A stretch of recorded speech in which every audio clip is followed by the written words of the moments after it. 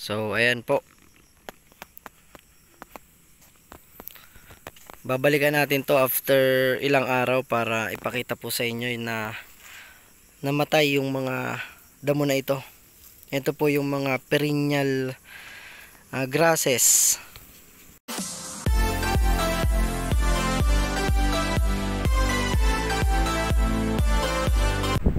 Isang magandang araw na naman mga kasaka. Ako po ang inyong agriculturist, sumasaludo sa magsasakang Pilipino para sa Pilipino.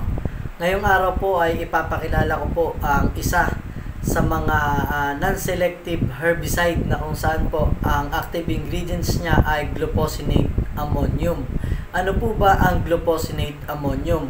At ano po ang pagkakaiba nito dun po sa ating dating ginagamit or ginagamit pa rin natin ngayon na glyphosate 480 SL.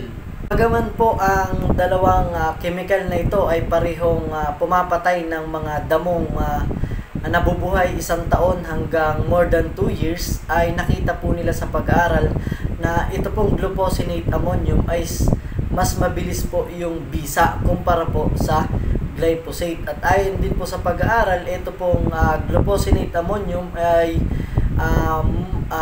mas kakaunti yung risk na ibinibigay kumpara po dito sa glyphosate. Kaya ito pong glufosinate ay nakategorize lang siya as slightly hazardous, pero pareho naman po siyang effective.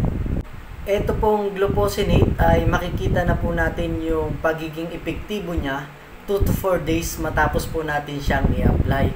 Paalala po mga kasaka, ito po yung non-selective herbicide na ginagamit po natin sa ating mga farm. Pwede po sa mga taniman ng kalamansi, sa niyugan, sa ilalim ng sagingan.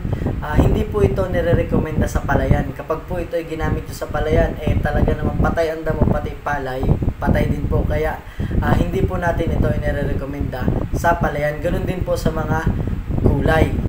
At ipapakilala ko po ang isang glufosinate ammonium na herbicide. Ito po ay produkto ng Agway Chemical Corporation.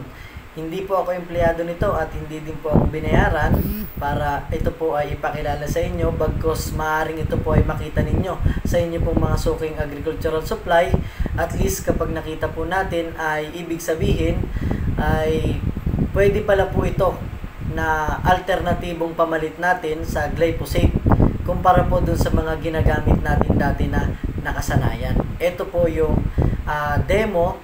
Ito po ay isang roadshow demo at ipapakita ko po sa inyo yung pag-a-apply, at after 2 to 4 days ay binalikan ko po siya at ito na po yung resulta. Panoorin nyo po yung susunod na video.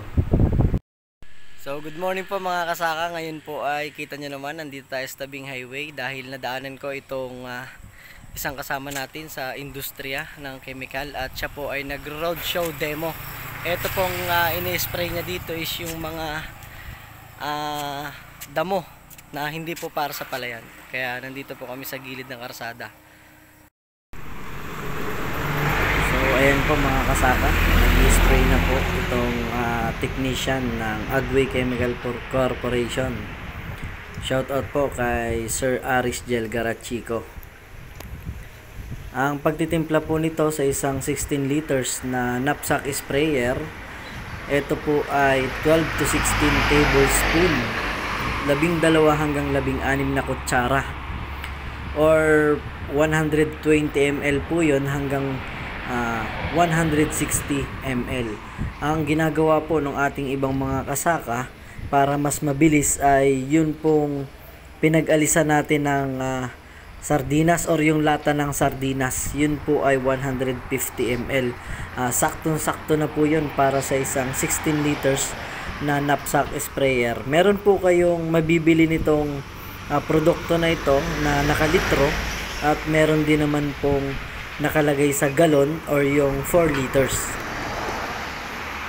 Ito po mga kasaka yung kanyang ginamit. Ipapakita ko po sa inyo yung bote. Ito po ay litro. Ang pangalan niya po ay Tech Barn. Produkto po ito ng Agway Chemical Corporation.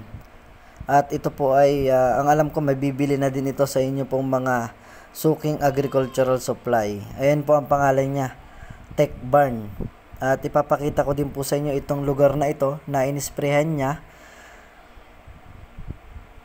mga 3 days para makita nyo po yung kanyang effectivity. Ito na po yung sinasabi ko po sa inyo na ang active ingredients niya ay glufosinate ammonium. Iba po ito doon sa glyphosate 480 SL na ginagamit natin, pero yung pinapatay niya ay parehas lang po.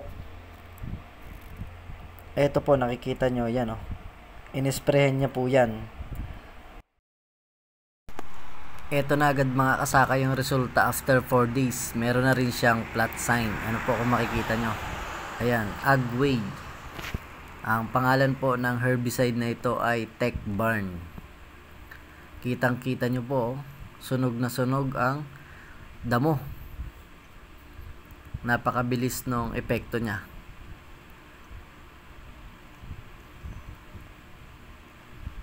So, ayan, kitang-kita ng atin pong mga kasakang dumadaan. Itong inisprehan ng Tecbarn. Glufosinate ammonium po ang kanyang ingredients.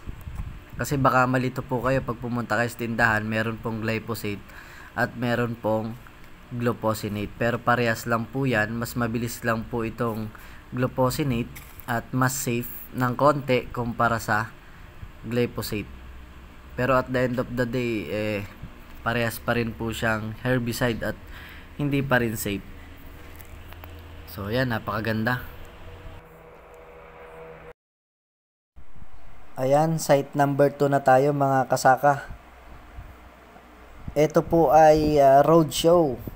Buong probinsya po ay i-sprayhan yung tabing highway. Siguro po mga 4 to 5 meters para pag po dumaan yung ating mga kasaka ay makikita nila na maganda pala yung epekto nito kapag nag-spray tayo. At lalagyan din po ito ng flat sign para hindi naman tayo mag-isip kung ano ba yung herbicide na ginamit doon. Alright, ito na ang resulta ng pangalawang area demo. Meron na rin siyang flat sign. Kasabay lang po ito ng unang demo na ipinakita ko sa inyo. Magkaibang lugar lang po ito. Agway Chemical Corporation, Tecbarn. So, ayan. Kitang-kita nyo po na napakaganda ng resulta. Patay na patay ang mga damo. Pwede po ito doon sa inyong mga boundary ng lupa, sa mga farm.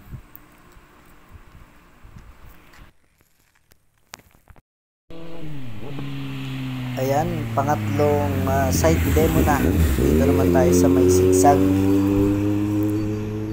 Kapag po mga ganitong demo, nagpapaalam po muna tayo dun sa may-ari ng lupa para payagan tayo na makapaglagay po dito sa kanilang harapan ng demo. At ito nga pong may bahay ay natutuwa dahil kapag doon naglilinis ang DPWH ay laging hindi napapasama yung harapan niya. Kaya naman nung nagsabi kami na kung pwedeng mag-spray ng glufosinate ay tuwan-tuwa siya. At ito na po, nakikita nyo, nag-i-spray ito po ang ating technician ng Agway. At mga ilang araw lang po makikita nyo po talaga namang sunog na itong mga napakaraming damo nito. Ipapakita ko po sa inyo yan kapag makalipas ang 3 araw. Babalikan po natin ito.